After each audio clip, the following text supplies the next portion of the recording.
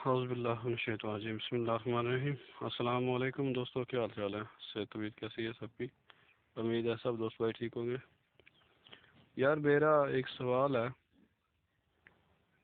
سوال یہ ہے کہ شہید کے بارے میں لکھا ہوا ہے قرآن پاک کے اندر کہ ان کو مردہ نہ کہو، اور ترجمے کے ساتھ شاید کہ یہ بھی لکھا ہے کہ اللہ انہیں جو ہے وہ رزق بھی دیتا ہے، اور تمہیں شعور نہیں ہے اس چیز کا۔ تو اس آیت کے بارے میں کوئی سمجھا دے کوئی بھائی، بڑے علم والے عالم لوگ بیٹھے ہیں، اچھے علم والے۔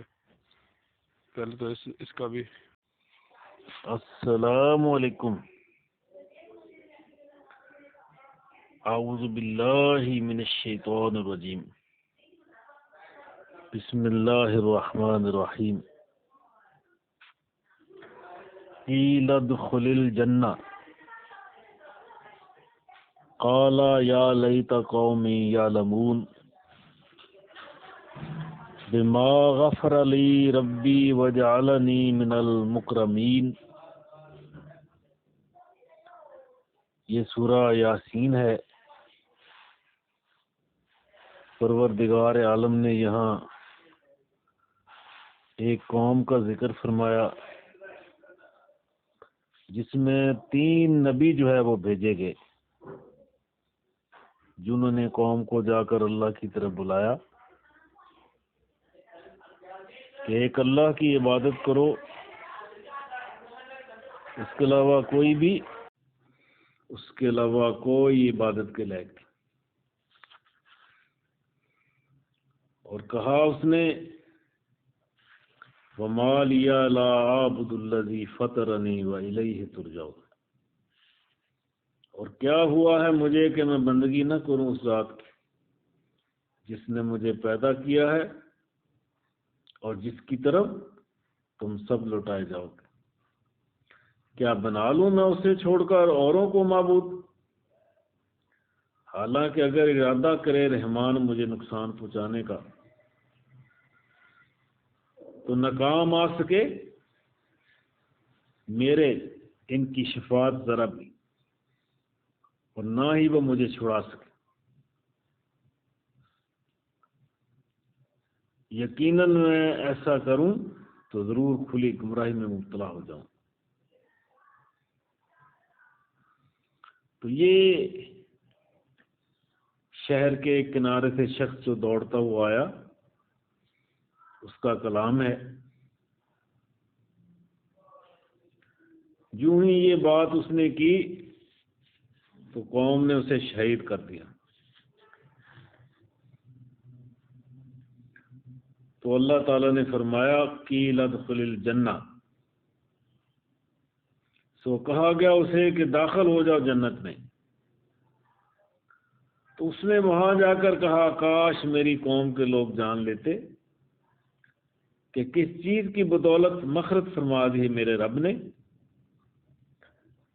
اور شامل فرما دیا مجھے باعزت لوگوں میں۔ اور اسی طرح صحیح مسلم میں آخری نبی صلی اللہ علیہ وسلم نے جب آپ سے پوچھا گیا اسی آل عمران کی آیت کے بارے میں، عبداللہ ابن مسعود رضی اللہ تعالیٰ عنہ نے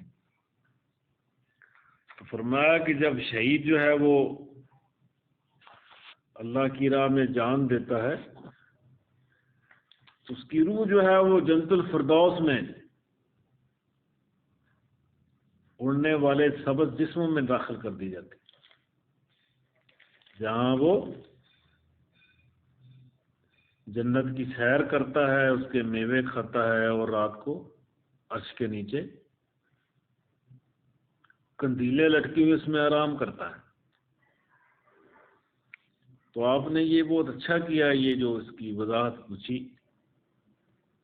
دیکھیں زندگی جو ہے ایک دنیاوی ہے، اور ایک دنیاوی زندگی ختم ہونے کے بعد قیامت کے دوسرے سور کے بعد ہے۔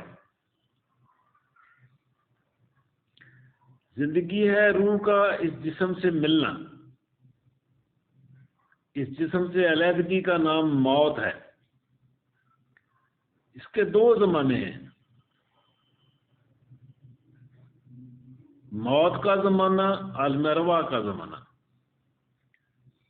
پھر انسان کو یہ اس دنیا میں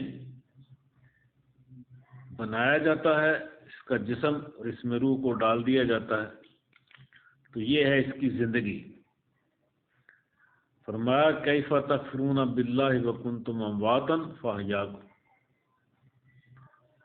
تو یہ پہلی موت اور پہلی زندگی، عالم ارواح سے انسان اس دنیاوی زندگی میں آتا ہے، اصل یہی زندگی ہے۔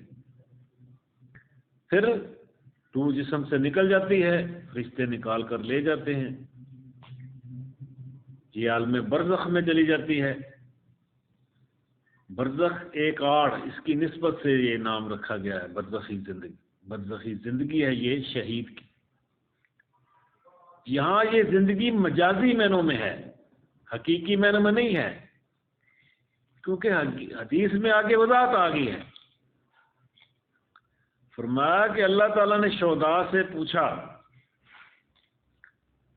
کہ بتاؤ تمہیں کوئی جنت میں کوئی ایسی خواہش جو پوری نہ ہو؟ تو 3 دفعہ پوچھا گیا، تو شہداء نے عرض کی کہ اللہ ہماری خواہش ہے کہ ہماری روحوں کو ہمارے جسموں کی طرف لوٹا دیا جائے تاکہ پھر تیری راہ میں شہید ہو۔ اور وہ جو استقبال شہید کے وقت ملتا ہے وہ دوبارہ وہ اس کا مقصود تھا۔ تو یہ بات واضح کر دی گئی، ان کی خواہش کو پھر پورا نہیں کیا گیا۔ قانون ثابت ہے یہ کہ موت کے بعد قیامت سے پہلے انسان دوبارہ زندہ نہیں ہوگا، روح جسم میں نہیں لٹائی جائے گی۔ وَمِن وَرَائِهِمْ بَرْزَخٌ إِلَىٰ يَوْمِ يُبْعَثُونَ۔ قیامت کے دن تک اب یہ اس دنیا میں نہیں آ سکتا، ایک رکاوٹ ہے، یہ سوال ہی پیدا نہیں ہوتا، ممکن ہی نہیں ہے کہ روح جو ہے وہ جسم میں لٹا دی جائے۔ تو یہ آپ کے سوال کا جو ہے وہ مختصر سا جواب تھا کہ مرنا جو ہے ہر انسان نے ہے، یہ ایک اعزازی بات ہے۔ جو اللہ کی راہ میں قتل ہوتا ہے اسے شہید کہا گیا ہے، تو یہ ایک اعزازی اور مجازی جو ہے یہ زندگی ہے۔